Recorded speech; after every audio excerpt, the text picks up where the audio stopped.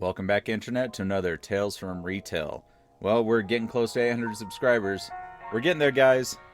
Well, enough with that. Let's get into it. Yay, Tales from Retail.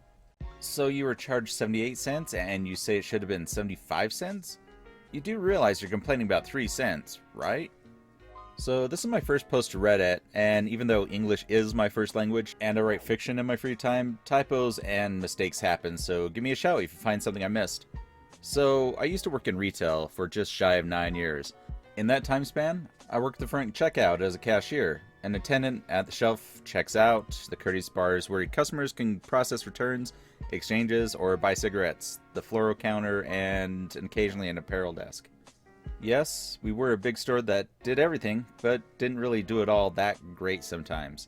A jack of all trades and master of none, as some would say. So anyways, this story, as most do, take place at the courtesy desk. As I mentioned, we sell cigarettes here, rent out carpet cleaners, issue rain checks, process returns and exchanges, and handle price discrepancies. All while being expected to answer the phone in a timely manner. Don't you dare let that phone ring more than 3 times. On this particular day, my store had corn cobs on sale for multi-buy special. You know, the kind of sale that's usually something like 2 for $5 or $2.99 each. Well, my store tended to do things a little differently, and the customer loved it. For us, instead of that single item being $2.99, you could still buy one and get it for $2.50. They just advertised it at 2 for $5 because, you know, business. So, for our store signs, multi-buy prices would always list the individual price in a smaller, but in no way illegibly small, font below the multi-buy price. Anyways, this meant that, for the odd occasion when the individual price would be higher and the customer tried to dispute it, we could point out and say it's a multi-buy and that would be it. But not today. So, on to the story. The sale for corn was 8 for $1. I know, it's a steal of a deal. But for some of you clever readers, you might have already noticed that $1 divided by 8 is 12.5 cents. And no store in the right mind would list something for half a cent, so the sign reads 8 for $1 or 13 cents each. No big deal, right? Wrong. Not for this lady. P.S. This was years ago, so the dialogue isn't verbatim, but it's to the best of my memory. So I'm standing alone in courtesy, as we call it, and an older lady, late 50s at best, walks in with a receipt. I greet her as per normal, and she seems very pleasant. A nice surprise for most of the older people that came into the store. I swear, most of them just want to give us a hard time. So anyways, I ask her how I can help her, and she puts down her receipt on the counter and says, "I just bought some corn, and I was overcharged." She points out the corn on her bill, and it also shows her that the price is 8 for $1 or 13 cents each. So I nod and ask, "Oh, what was the price supposed to be?" "It was supposed to be 8 for $1, she says. "I only bought 6, so I should have only been charged 75 cents, and I was charged 78.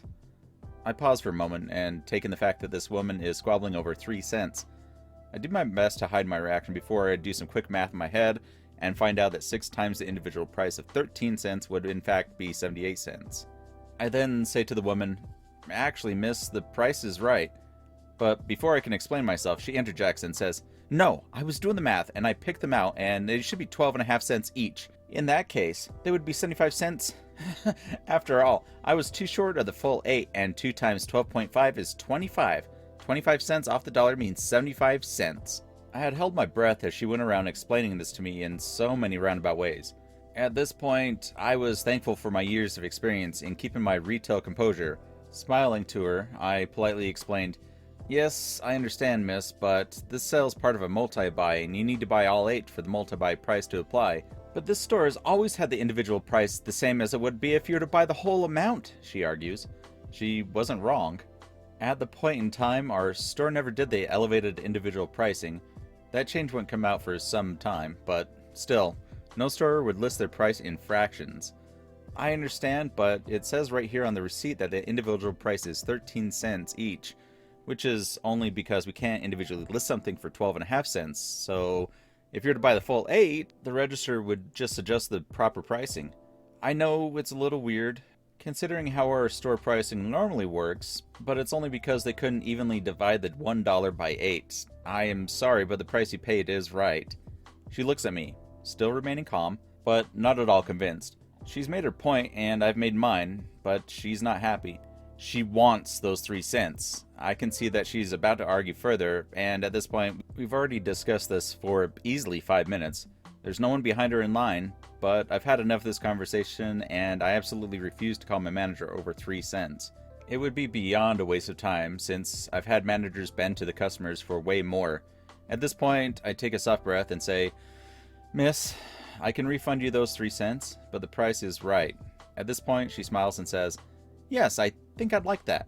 As soon as she says that, she looks down to her receipt again, and I'm so thankful because I could not stop myself from mouthing "wow" in an elongated manner, and she was oblivious to it. I took a receipt in my hand, and this is when the whole situation got better. At our store, our return policy, as the case with most stores, is that the refund must be applied in the same way that it was paid, meaning that if she paid on a credit card, I had to return it to her credit card, and boy did she use her credit card. So I key in the corn cob for a refund, altering the pricing to a whole 3 cents, and I look at her and I say, "Okay, the refund will go back on your credit card since that's the way you originally paid for it." She hesitates for a moment, and I can only guess she's about to ask me why I don't just give her the cash. Surprisingly, she doesn't say anything and just fishes for her credit card. "You're lucky, lady, because I was not giving you cash."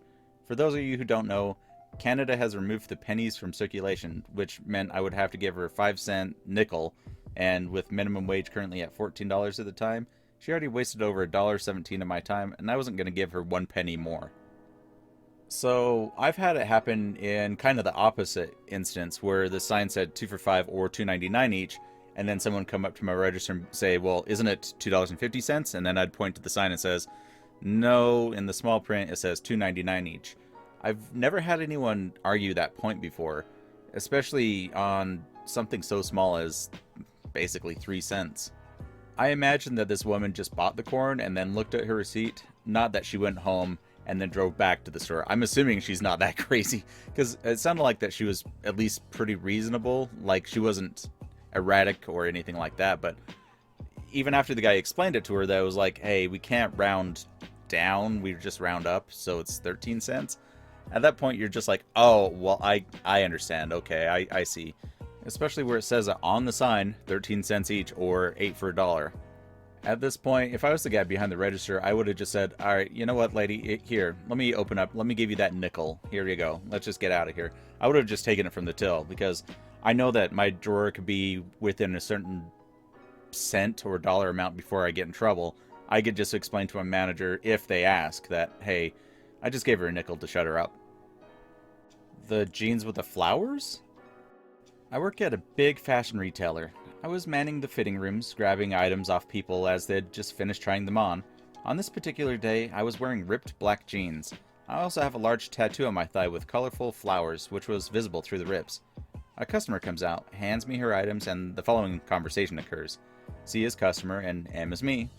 Customer: "I love your jeans. Are they from here?" Me: "Yep, just in our denim section over there." "With the flowers?" Sorry, what do you mean?" "The ones with the flowers through the rips."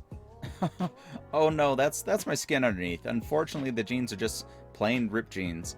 Instead of laughing with me at her mistake, she actually rolls her eyes and walks out saying, "Unbelievable." Like, I'm sorry? We needed a short palate cleanser after that long story from before. Anyway, I tell you this story mainly because when I worked in pharmacy, when I worked at Walmart in the pharmacy, and I would have my pharmacy gear on, and sometimes I'd have to go into the back room to do something with personnel or whatever. And because it's impossible to find an employee that works at Walmart, I would be constantly stopped by people and saying, "Hey, where's this thing? Hey, where's this thing?" And I would tell them, I'm sorry, I work in the pharmacy. I don't know. One lady, I'll never forget it. She comes up to me and asks me, "Hey, do you have those glow-in-the-dark star stickers?" And I look at her and I'm like,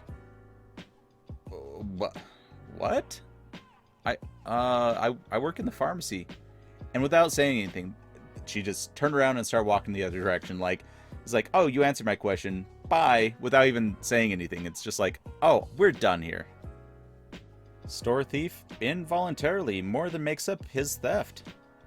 This is my first post on here, and it's a story that happened to my mother, who works as a regional sales manager at a discounter. I'm on mobile, and English is my second language.